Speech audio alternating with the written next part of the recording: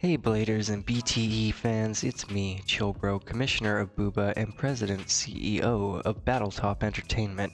I'm coming at you today with a very special unboxing of the Hasbro Beyblade X 25th anniversary set.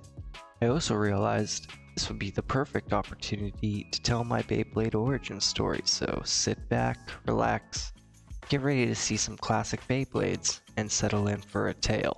Please enjoy this journey into my blading past, a brief talk about the present and possible future while we unbox the past and present of Beyblade. So how did I, Chillbro, Commissioner of BOOBA and President CEO of Battletop Entertainment even start with Beyblading?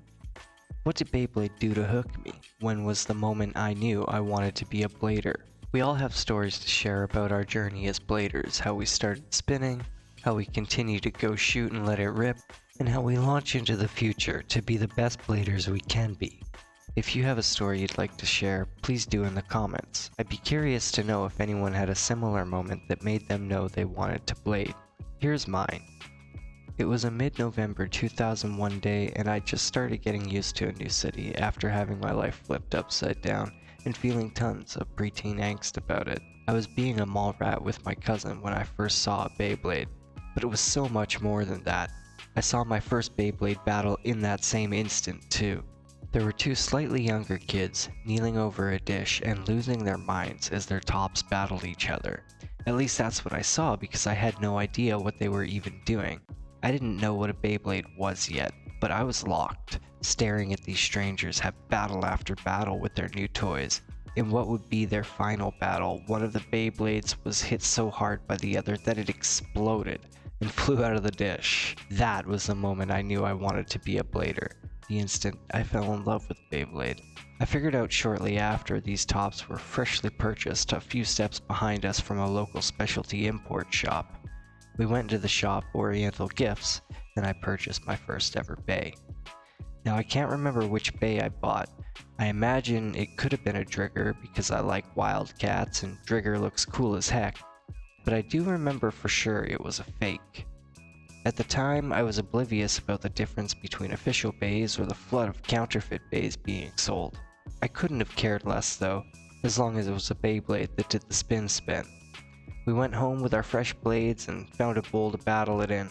It was one of the coolest things I'd ever done, and 24 years later, Beyblading is still one of the best ways I can think of to spend my free time. What really excited me, other than seeing a Beyblade explode, was the fact that I could customize and build a Beyblade all my own. It had serious model building and Lego vibes in Generation 1, and I was all for it. Over the next couple of months, I was able to get myself a small collection of cheap counterfeit Beys and a fake dollar store attack type stadium. Back then, counterfeit and fake Beyblades were the only ones that could be bought. The original Beyblade anime didn't air in Canada until May 11, 2002, and the official Hasbro releases were still at least a few months away from hitting the shelves of local retailers. I watched the anime as much as I could, learning as much as I could, and practicing the techniques and philosophy I saw in the show. I forged a personal connection with the show because my real name, Ray, is shared with, in my humble opinion, the coolest blade breaker of all time. Yet, deeper than that, he was someone who was forced to leave his home to find a new path. It was something I could relate to, since I had to leave my home and find a new path too. I continued collecting the too cheap and easy to find to say no fakes, and was finally able to get a real Bey, a Dragoon, since none of the counterfeits I had seen so far were Dragoons. Also, I really wanted a Dragoon. I no longer have it unfortunately, and it's super hard to remember which one it was, but I think it was Dragoon Storm, with the original colors, just like this anniversary edition.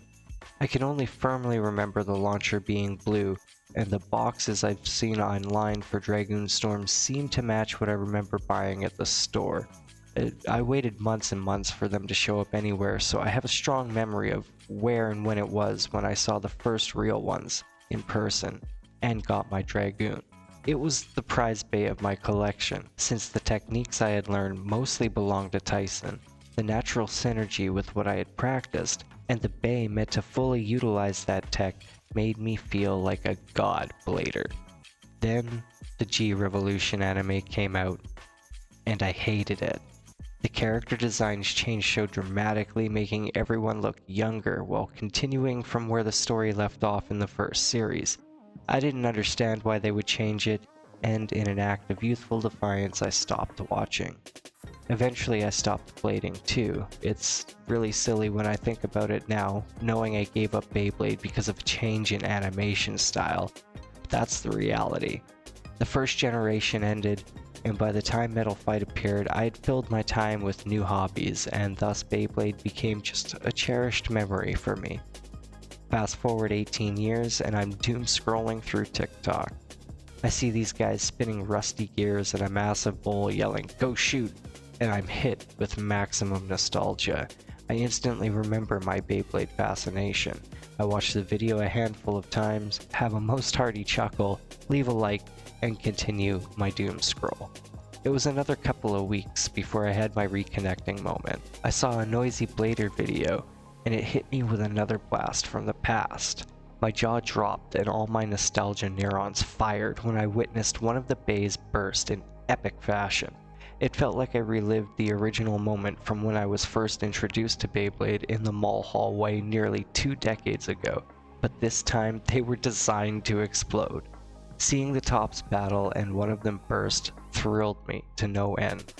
A few days later, still extremely excited about Burst, I went and got myself the Shadow Snake Pit battle set for a diabolically good price, and as many unique Burst Beyblades on discount that I could find. Then I had the idea to create the Beyblade Online Organized Battle Association.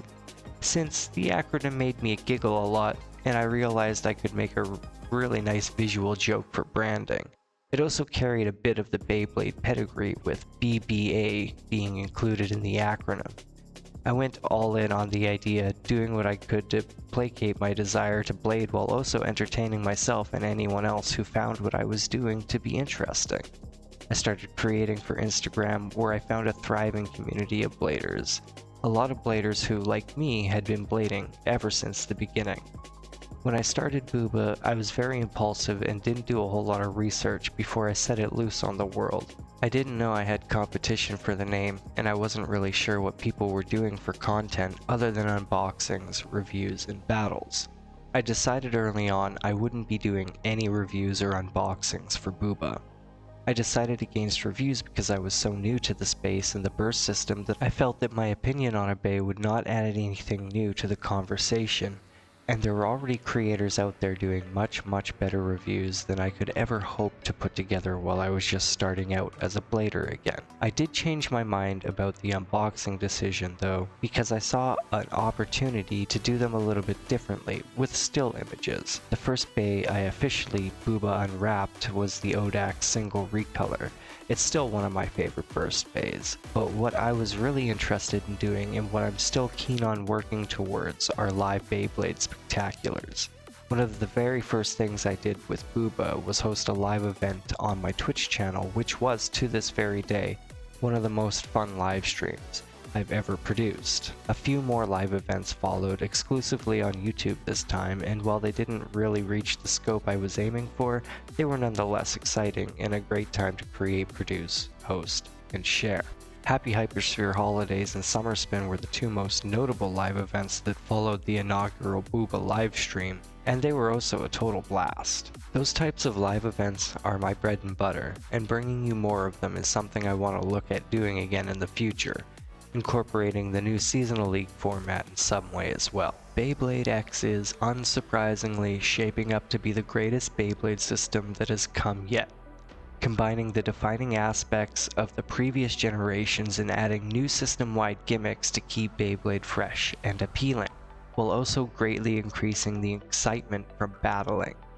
Imagine if X is able to continue as long as Burst did, and where we'll be 5 years from now. Beyblade X bays with an average weight of 80 to 90 grams, X bays with refined gimmicks of past generations, and gimmicks that we haven't even considered or thought of yet. The future is unknown, but enthralling to think about when it comes to the possibilities of Beyblade X. Battletop Entertainment will be along for the ride to bring you a good spin every time.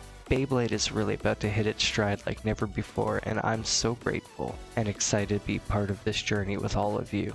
With the 2025 World Championships coming to a close and being an absolutely phenomenal success, just like Team Persona climbing the X Tower, the only place Beyblade can go from here is up, way up. Our combined passion for blading is bringing so many new bladers to the sport, rekindling the passion of bays for bladers of the past, creating new blading communities, new opportunities for bladers and the hobby, but most importantly, showing the world that Beyblade is more than a fad or some cheap plastic toy you toss away after a few years. Beyblade is a legacy. Beyblade endures. Beyblade is a way of life. Well, that's it. That's my blading origin story, my thoughts on the future of Beyblade, and more importantly, the 25th anniversary set unboxing. If you want to see these bays up close once they've been completely unwrapped, make sure to watch the BOOBA Unwrapped shorts for these releases, or alternatively, visit the Battletop Entertainment Instagram where you can view the unwrapped pictures at your leisure with a few extra photos you won't see in the shorts. For those of you that asked for my story and are interested in hearing it, thank you. To everyone who blades now, rookie, veteran, and pro, or to those who bladed in the past, as well as those who enjoy Beyblade as fans and observers, thank you. For all fans and supporters of Battletop Entertainment and the Beyblade Online Organized Battle Association, thank you. If you watched the video and made it this far, thank you so much. Please consider subscribing for more Beyblade and Battletop goodness, and please don't forget to leave a like. And, as always, make sure that you stay spinning.